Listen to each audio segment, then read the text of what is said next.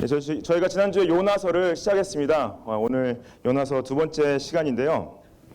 여러분들 사람들과 관계하는 가운데서 다른 분에게 무시당해 본 적 있으시죠? 기분이 굉장히 안 좋죠. 이 사람이 나를 무시하지? 예를 들어서 남편분에게 무시당한 적 있으시죠? 그러면 기분이 많이 안 좋으시죠? 예. 아내분들한테도 무시당한 적 있으시죠? 예. 특히 자녀분들한테 무시당하면 정말 기분 안 좋지 않습니까? 왜 나를 무시하지? 아니면은 직장에서 직장 동료들이 무시할 수도 있고, 아니면은 친구들한테 무시를 당할 수 있고, 그렇죠. 예. 관계 가운데 무시당할 때 저희가 굉장히 기분이 상할 수 있습니다. 반대로 다른 분들을 좀 무시해 본 적 있으세요? 내가 이 사람은 더 이상 상대를 못 하겠다.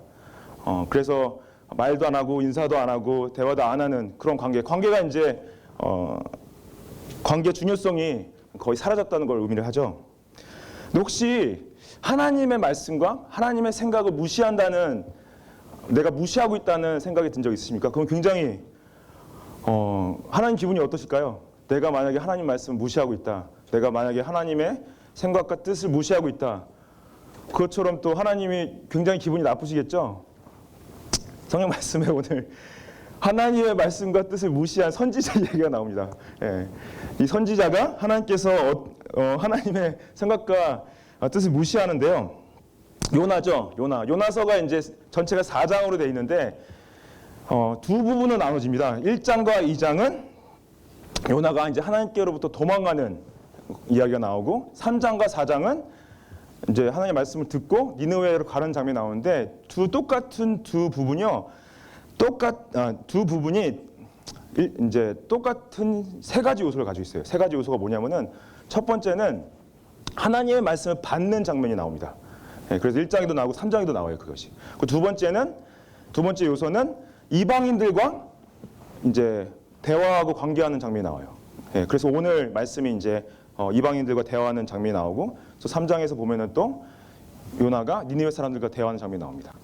그리고 또 마지막 요소는 뭐냐면은 요나가 하나님께 말씀드리는, 하나님과 대화하는 장면이 나오고 있습니다. 그것이 또 4장에도 나오는데, 그게 이제 반복이 돼요. 똑같은 요소들이. 그래서 오늘 말씀은 이제 요나가 이방인들과 이제 말을 섞는 장면이 나오는데, 이제 첫 번째 우리가 보기 원하는 거는 요나가 하나님의 경고를 무시하는 장면이 나옵니다. 5절 말씀 보시면은, 사공들이 두려워하여 각각 자기의 신을 부르고 또 배를 가볍게 하려고 그 가운데 물건들을 바다에 던지니라. 그러나 요나는 미층에 내려가서 누워 깊이 잠든지라 그러죠. 이 사공들이 두려워한다. 이 사공들이 두려워한다는 이 뜻은요, 이들이 지금 닥친 바닷 가운데 상황이 정말로 경험이 많고 능숙한 프로 이제 선원들이 당할 수 없는 상황이라는 거예요. 이 당시 이 지중해를 이제 많이 다녔던 선원들은 대부분 어떤 곳을 피해야 될지, 또 어떤 때에 이제 항해를 해야 말할지 되게 잘 알고 있었기 때문에 이런 상황을 닥치는 게 되게 흔하지 않은 거기 때문에 사공들이 두려워할 정도다. 그럼 굉장히 극한 상황을 말합니다. 그래서 이들이 각각 자신의 신을 부르기 시작했어요. 자신들이 할 수 있는 거 다 하고 이제 할 수 있는 게 없는 상황 가운데 온 거죠. 그래서 자신들에게 신에게 기도를 하기 시작합니다. 그래서 이게 자신의 어떤 능력으로 이겨낼 수 없는 어려운 상황 가운데서 어떤 초월적인 존재를 의지하는 구원을 간구하는 장면이 나오는 거죠. 근데 중요한 것은 그 구원을 간구하는 그 초월적인 존재가 누구냐는 거죠. 어떤 신이냐는 거죠. 사공들은 이제 이방인들이었고, 이방신, 자신들이 믿는 이방신에게 기도를 하는 것입니다.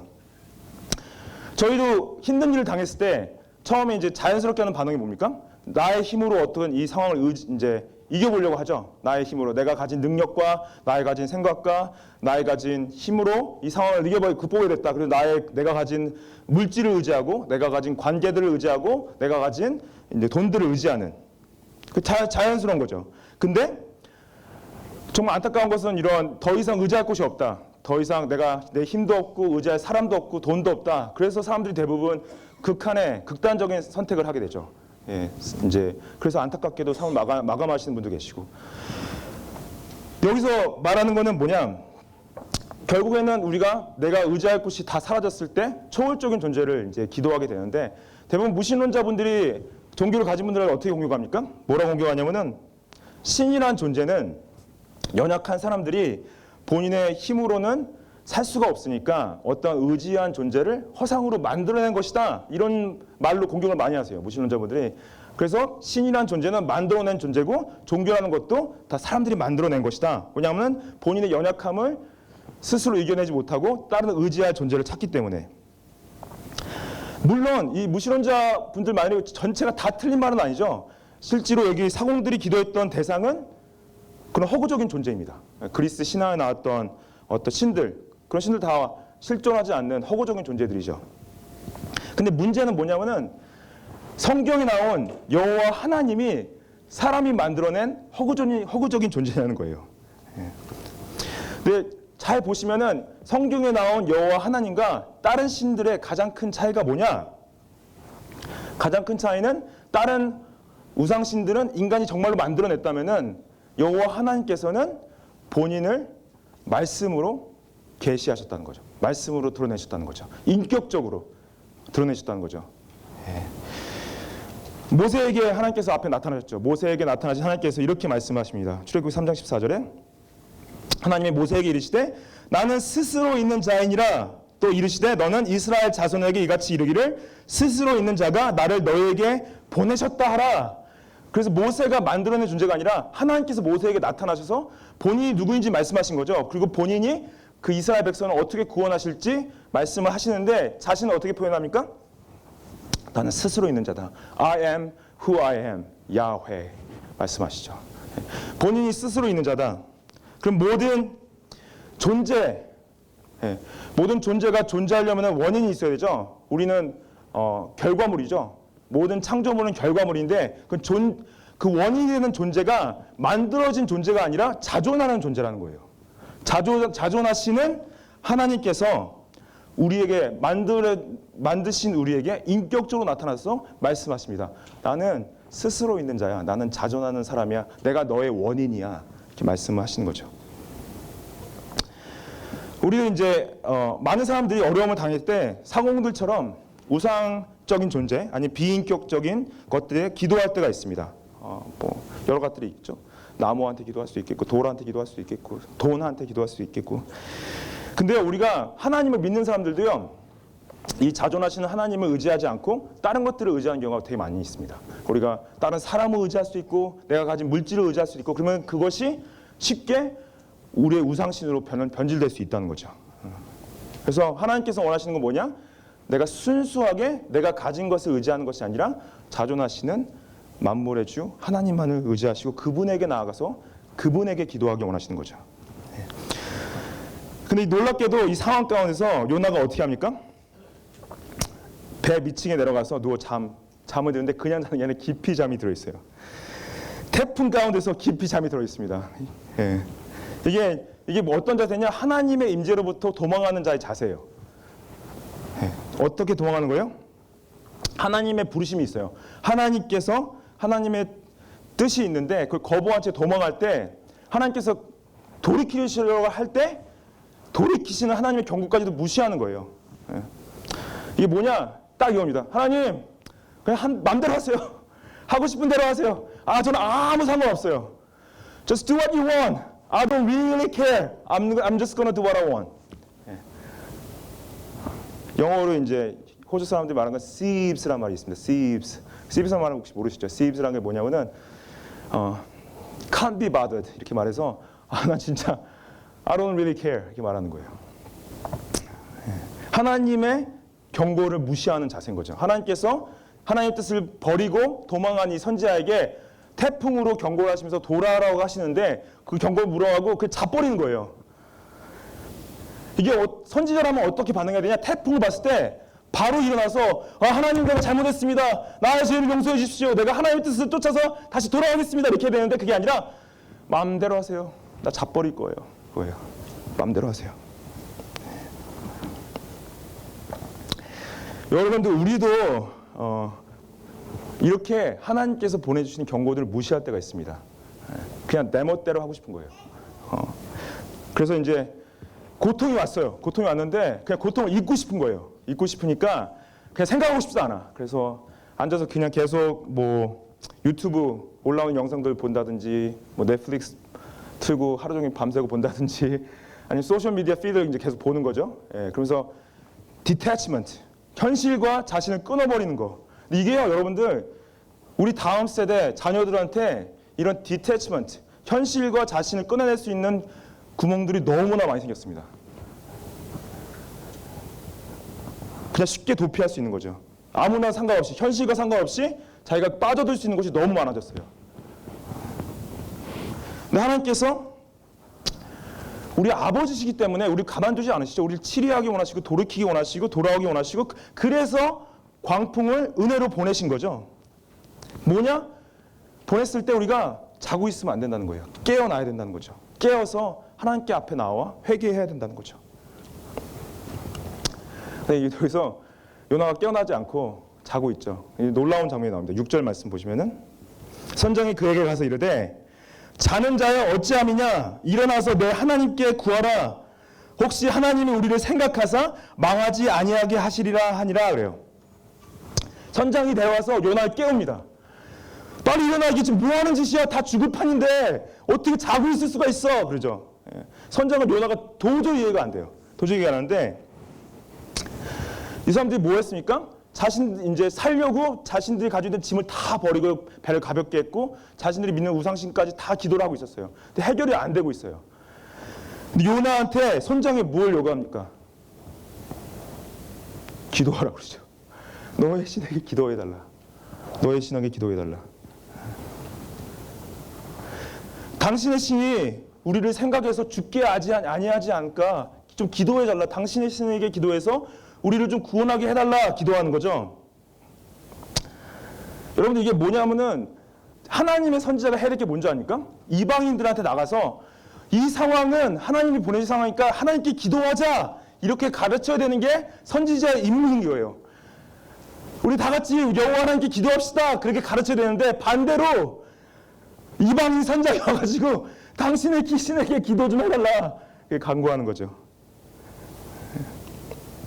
근데 이방인들의 구원이 싫어서 도망가는 선지자. 아까 이제 이 상황이 뭐냐? 이방인들의 구원을 위해 기도를 해야 될 상황이 온 거예요. 이 기도를 했습니까, 요나가? 근데 이게 성경 전체를 보면요, 그리스도인들이 가져야 될 기본적인 자세가 있어요. 기본적인 자세가 뭐냐면은, 다 같이 살아야 될 방향에 있어서 우리가 전체적인 선을 함께 구해야 될 부분이 있습니다.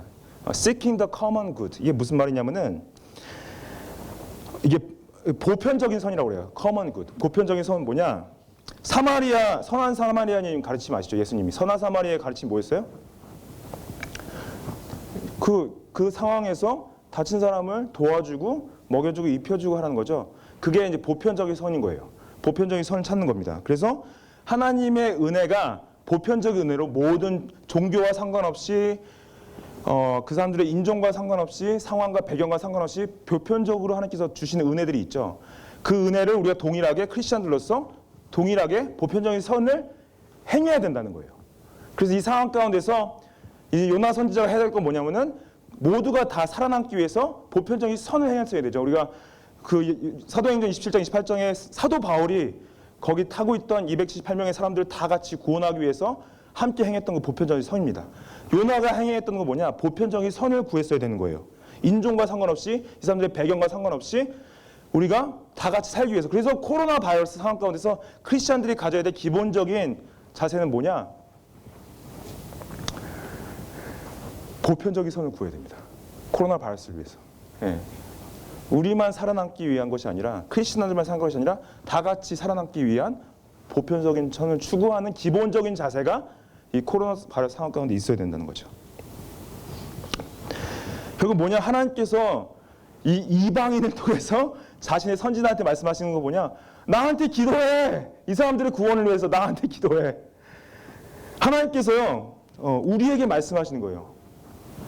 이들의 구원을 위해서 기도하라. 기도하라. 얼마나 기도를 안 하면은 이방인을 통해서 기도를 시키시겠어요. 이게 어떤 자세냐면은, 나는 이미 구원받았으니까 다른 이들의 구원에 별로 신경을 안 쓰는 거예요. 뭐 알아서 하겠지 뭐. 내가 무슨 상관이야. 근데 하나님께서 원하시는 게 뭐예요? 우리가 하나님의 구원을 위해서 다른 분들을 위해 중보하고 기도해 드리는 거. 열방을 위해 기도하는 거죠. 예. 다른 민족의 구원을 위해 기도하고 계십니까? 여러분들 인종차별이 존재하는 근본적인 이유가 뭐예요? 사람들 다른 인종을 차별하는 근본적인 이유가 뭐냐면은 하나님께서 모든 인간을 자신의 형상을 따라 창조하셨다는 근본적인 창조적 원리를 무시하는 거예요. 하나님께서 모든 인간을 당신의 형상으로 똑같은 근엄성과 똑같은 가치를 가지고 창조하셨는데 그 하나님의 하나님의 그 창조를 무시한 채 누가 누구보다 더 낫다고 생각하는 거죠. 선민의식, 교만인 거죠.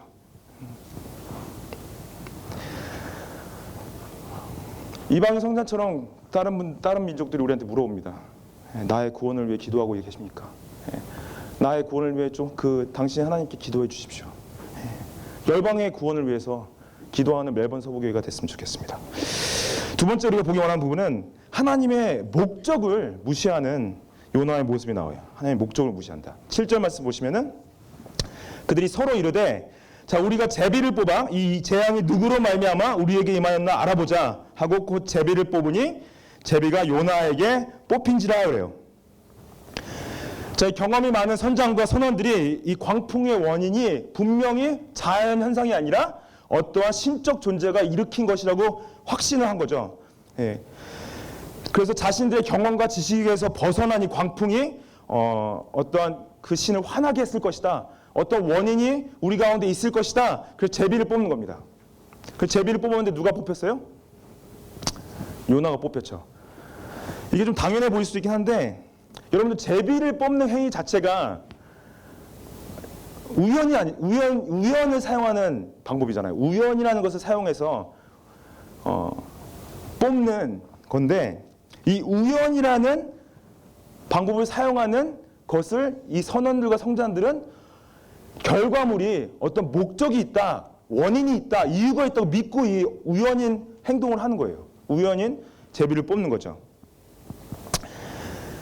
그리고 우리가 분명히 아는 것은 이 제비를 뽑았을 때 모든 사람들이 요나가 뽑힌 것이 우연이 아니라 어떤 목적을 가진 존재가 이분을 뽑았다고 믿고 있는 거예요. 지금 이방인들이. 근데 여러분들 요나가 이 제비를 뽑기 전에 해야 되는 거는 기도뿐만 아니라 뭘 말했어야 되냐? 기도도 하지 않았지만은 알고 있었죠. 본인이 뽑힐 거라는 거 알고 있었어요. 그럼 사람들이 뭐라 그러냐면은 나 이거 제비 뽑을 필요 없다. 내가 원인이다. 내가 이유다. 말을 했으면 돼요. 선지자로서. 그렇죠? 근데 말하지 않았어요. 말하지 않았고 이게 아까와 똑같은 어떤 마음이냐면은 분명히 이 제비를 뽑으면 본인이 뽑힐 수 있는 걸 알았음에도 불구하고 그냥 뽑게 둔 건 뭐냐? 하나님, 그래요. 한번 나를 뽑나 봅시다. 그런 거예요. 나를 뽑나 봅시다. 예. 우리가 하나님을 이런 식으로 대할 때가 있어요. 그래 하나님 어떻게 하시나 제가 두고 보겠습니다. 이런 식으로 대해서 얼마나 교만한 자세입니까? 하나님이 어떻게 하시나? 예. 굉장한 교만까지 해서 이게 하나님 앞에서 겸손하게 나아가서 하나님 뜻을 구하는데도 부족할 판에 하나님 어떻게 하시나 두려움, 이게 하나님을 시험하는 중범죄 가운데 있는 거죠. 여러분들 하나님 앞에서는요 우연이란 없습니다. 하나님 앞에서는 항상 목적과 계획만 있습니다. 하나님 앞에서는 우연이란 없습니다. 세상이요 우연히 만들어졌다고 하는 사람들은 뭐냐? 하나님의 목적과 계획을 완전히 무시하는 거예요. 세상이 우연히 진화되어졌다. Random selection, natural selection. 이게 뭐예요? 우리가 우연의 산물이라는 거죠. 우연의 산물. 그래서 그 진화론을 가르치시는 분들이 가지고 있는 어떤 증거들이 있죠. 화석에 대한 증거들, 어떠한 그 생물학적 증거들. 근데 여러분들 제가 이제 대학교 때 생물학을 3학년까지 했어요. 근데 생물학을 하면서 굉장히 놀라웠던 거 뭐냐면은 이제 어떻게 생물학 시간에 가르치냐면은 두 개의 다른 DNA를 합쳤을 때 그 DNA가 진보되거나 더 나아지는 것이 아니라 항상 퇴화될 수밖에 없다고 생물학 시간에 가르칩니다. 예를 들어서 새 DNA와 G의 DNA를 합쳤을 때 그 DNA가 합쳐져 가지고 어떤 더 나은 존재가 나올 수 없음을 가르치고 있어요. 그게 과학적으로 실험으로 증거가 될 수 없는 부분이 있습니다. 그렇다면은 여러분들 진화되었다, 어떠한 화석의 증거들이나 뭐 카본 데이팅을 통해서 진화되었다는 것도요, 믿음이에요. 나는 우연의 산물이라고 믿는 겁니다. 그런데 저는요, 그 믿음이 내 삶이, 내 존재가 목적과 계획을 가지신 분이 만들었다는 그 믿음보다 더 큰 믿음 같아요. 어떻게 나란 존재가 어떻게 우연으로 생겨날 수 있다고 믿을 수가 있지라는 되게 큰 믿음이라는 생각이 듭니다. 여러분들은 어떠세요? 본인이 우연의 산물이라고 생각하십니까?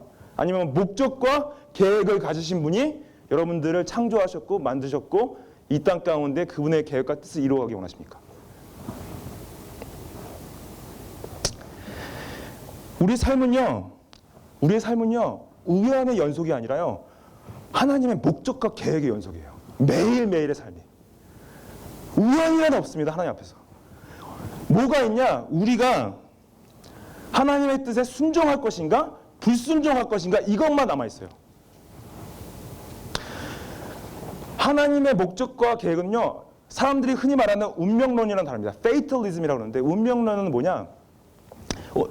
성경에서는 예정론이라는 걸 가르쳐요. Predestination과 Fatalism, 운명론이랑 분명한 차이가 있습니다. 이게 무슨 가장 굉장히 중요한 차이가 있는데 운명론은요 어떤 목적과 계획을 무시한 채 모든 것이 결정되어져서 나의 뜻과 계획과 책임과 상관없이 모든 게 다 결정이 되어 있다고 생각하는 건데 성경이 말하는 예정론은 뭐냐면요. 성경이 말하는 예정론은 하나님이 분명한 목적과 계획을 가지고 계세요. 근데 성경이 말하는 예정론은 그 하나님의 주권과 계획 가운데서 우리한테 순종할 책임이 있다는 걸 가르치십니다. 순종할 책임. 이게 뭐냐면요. 요나는 하나님의 목적과 계획이 있음을 알고 있었죠. 근데 그거를 순종하지 않고 불순종했죠. 그리고 하나님을 거슬러서 딴 데로 갔죠. 어떠한 그 잘못된 운명론을 가지고 자포자기한 상태에 있는 거예요. 이런 신앙생활이 우리를 망가뜨릴 수가 있습니다. 어떻게 망가뜨리냐? 뭐 기도해봤자지 뭐. 기도해봤자 하나님 다 아시는데 내가 뭐하러 기도해? 그런 거예요. 전도해봤자지 뭐. 예. 하나님 복음 전해봤자 하나님이 알아서 원하시는 사람들 구원하실 텐데 내가 뭐하러 전도하나? 이게 잘못된 운명론으로 잘못된 신앙생활을 하시는 겁니다. 하나님께서 말하는 주권적인 예정론 가운데서 성경적인 이 예정론은 뭐냐? 하나님의 주권적인 계획과 목적 가운데서 순간순간을 순종하면서 나가는 거예요. 그렇지. 하나님께서 나한테 기도하라고 하셨지. 내가 순종하면서 하나님이 이 기도에 응답하실 것을 믿고 기도해야지. 그렇지. 하나님께서 나한테 전도하라고 하셨지. 예수님께서 복음 전하라고 하셨지. 내가 그걸 순종하면서 하나님께서 이 사람을 구원해 주실 것을 믿고 복음을 전해야지. 이게 하나님께서 가르치시는 하나님 주권 가운데 목적과 계획 가운데서 순종하는 삶 그림입니다. 수동적인 삶이 아니에요. 능동적인 삶이에요. 굉장히 능동적인 삶이에요. 이 불교에서 쓰는 단어 중에 업보라는 단어 아시죠? 업보. 예, 영어로는 카마라고 그래요. 카마, 이게 어떤 본인이 좋은 삶을 살았을 때 나중에 다시 좋은 삶으로 태어날 것이다. 아니면 자기가 엄청난 잘못된 죄를 범했다면은 그 업보를 얻고 다음에 뭐 동물이나 곤충으로 태어날 것이다. 그게 이제 카마, 업보 얘기를 하죠. 그런데 중요한 건요, 여러분들 기독교에서는 물론 안 가르치지만 기독교에서는 우리의 구원이 우리의 업보로 결정되어지지 않습니다. 그렇죠? 우리가 잘 살거나 못 살거나로 우리의 다음 생애가 결정되지 않죠. 우리가 어떻게 우리의 구원이 결정되어지냐? 예수님이 하신 그 일, 하나님 예수 그리스도가 하신 십자가의 일과 부활의 사건을 믿는 믿음을 통해서 우리의 구원이 결정되어지죠. 예. 근데 그 결정되어질 때 예수님께서 우리가 그 은혜로 받은 구원 가운데 원하시는 건 무엇이냐? 예수님을 지속적으로 순종하면서 따라가는 걸 원하시는 거예요. 예수님께서도 본인이 그걸 보이셨죠. 십자가에서 죽기 전까지 죽기까지 하나님 아버지의 뜻을 순종하는 모습을 보이셨죠.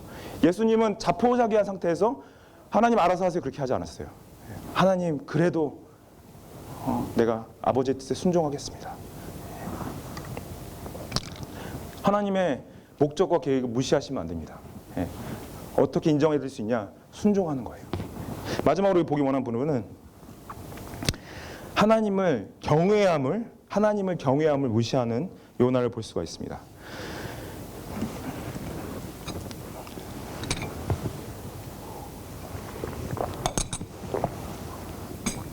무리와 이르되 청하건대 이 재앙이 누구 때문에 우리에게 임하였는가 말하라.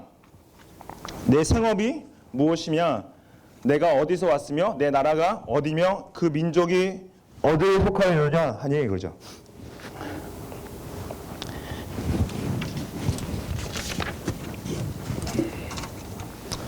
자, 배 선장과 선원들이 놀랍게도요. 바로 요나가 제비를 뽑았을 때 바로 바다에 던지지 않았습니다. 질문을 던져요. 이게 왜 일어나는 일이냐? 그래서 제비를 뽑았지만은 꼭 요나가 원인이 아니라 어떤 원인이 있는데 요나가 알 것이라는 확신을 가지고 있었어요. 그래서 요나를 바로 던지지 않고 요나한테 너 어디서 왔니? 어디 사람이니? 무엇을 하니? 물어보는 거죠. 호구조사를 하는 거죠. 대답하되 9절 말씀에 나는 히브리 사람이요 바다와 육지를 지으신 하늘의 하나님 여호와를 경외하는 자로다 그래요. 나는 히브리 사람이다 뭐냐? 나는 한국 사람입니다. 나는 호주 사람입니다. 이렇게 말하는 거죠. 예. 근데 이 중요한 것은 그냥 히브리 사람이라는 걸 이제 멈추지 않고 히브리 사람이라는 것이 어떤 의미를 가지고 있는지 설명을 해줘요. 어떤 의미를 가지고 있냐? 바다와 육지를 지으신, 만물을 지으신 하늘의 하나님 여호와를 경외하는 민족이 히브리 민족인 거죠. 히브리 민족은 하나님을 경외하는, 만물을 지으신 하나님을 경외하는 민족이다 가르치는데, 여러분들 이 말을 고백을 하면서도 좀 요나의 생각을 좀 보고 싶은 게 뭐냐? 하나님을 경외한다는 건 뭐냐면 영어로 보면 fear of the Lord. 예. We are the people who fears the Lord. 이렇게 우리는 하나님을 경외하는 사람이다. 하나님을 두려워하는 사람이다. 하나님과 관계하는 사람이다. 근데 이 요나가 한 행동은 뭐예요? 하나님을 두려워하지 않고 하나님 무시했죠.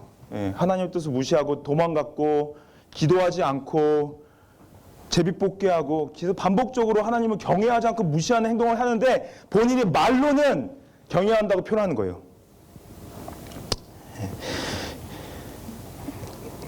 이 성경은요, 하나님을 경외하는 것을 지혜라고 말합니다. 지혜. 인간의 근본적인 지혜를 성경이 정의 내릴 때 여호와를 경외하는 것이다. 그래서 욥기 28장 28절 보시면은 또 사람에게 말씀하셨도다.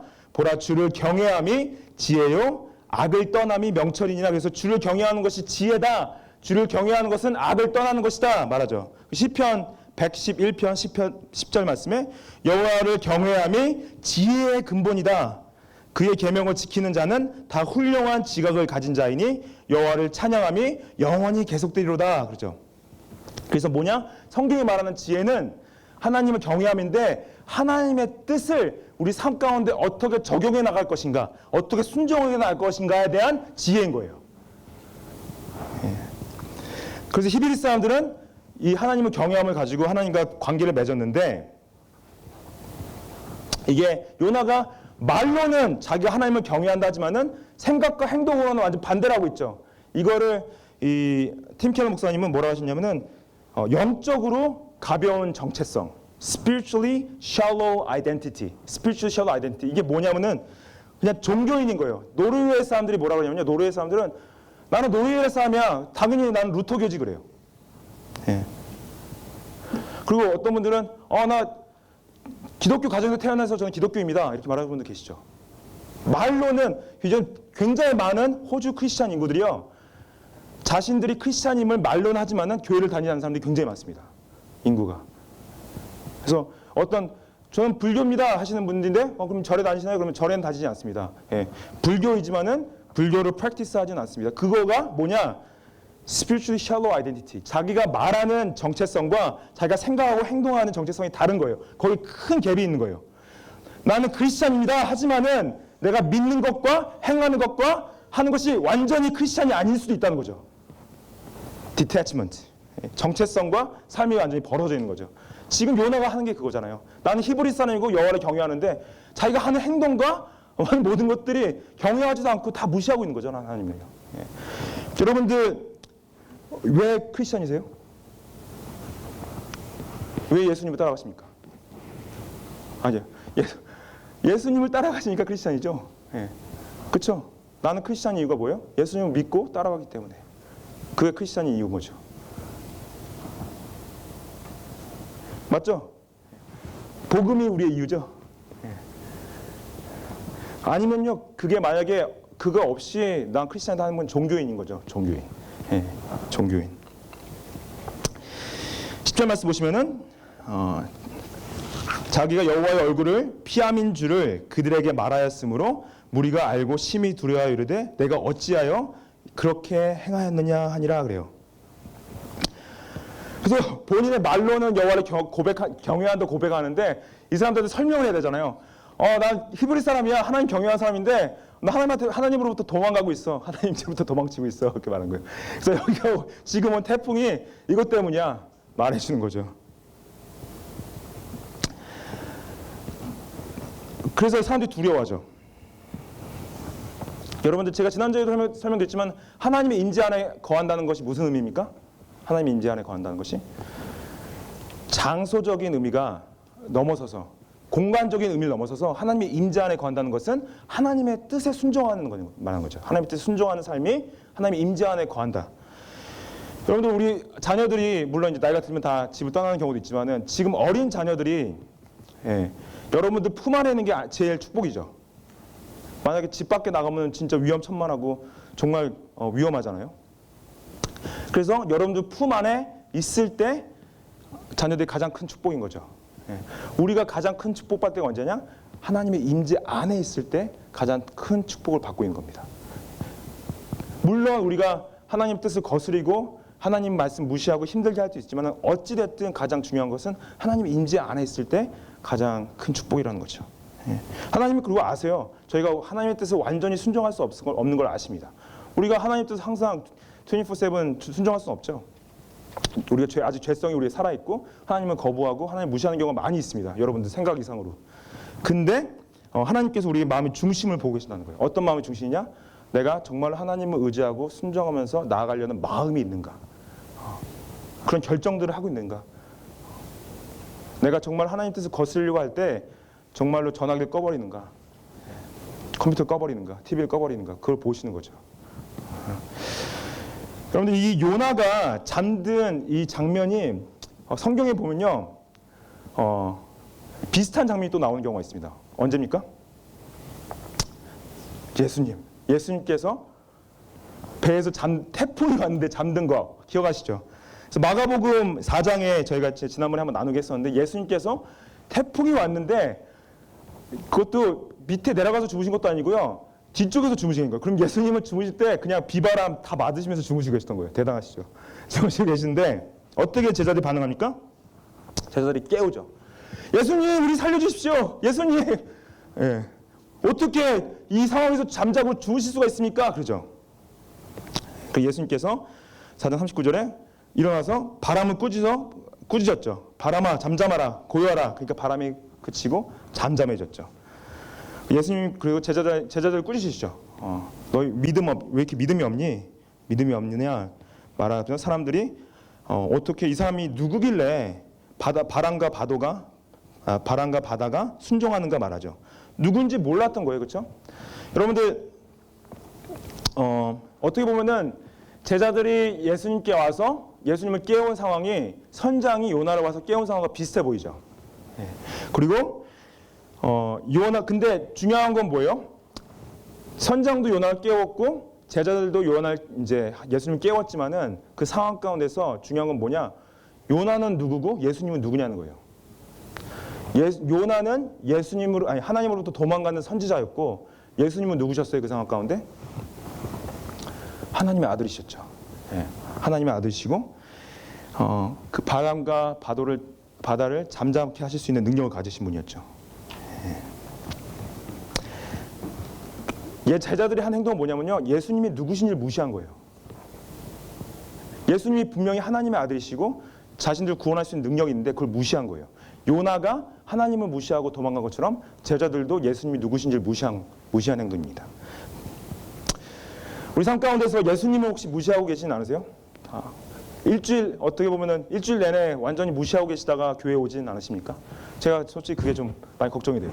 혹시 예수님, 하나님과 상관없이 예수님 무시하시면서 일주일 내내 사시다가 주일날 오실까봐. 하나님께서요, 무시당할 존재는 아니십니다. 우리의 무시당할 존재는 아니시죠. 우리가 그분을 존중하고 그분의 뜻을 순종하고 높여드려야죠. 그리고 우리가 폭풍의 위협 가운데서, 어려운 상황 가운데, 극한 상황 가운데서 진짜 의지하고 바라봐야 될 부분이 누구냐? 하나님의 아들이신 예수 그리스도. 그분을 순종하고 그분을 의지하고 그분께 나아가서 기도하는 우리가 됐으면 좋겠습니다. 하나님께서 여러분 삶에 관여하실 때 무시하지 마십시오. 회개하고 돌아오세요.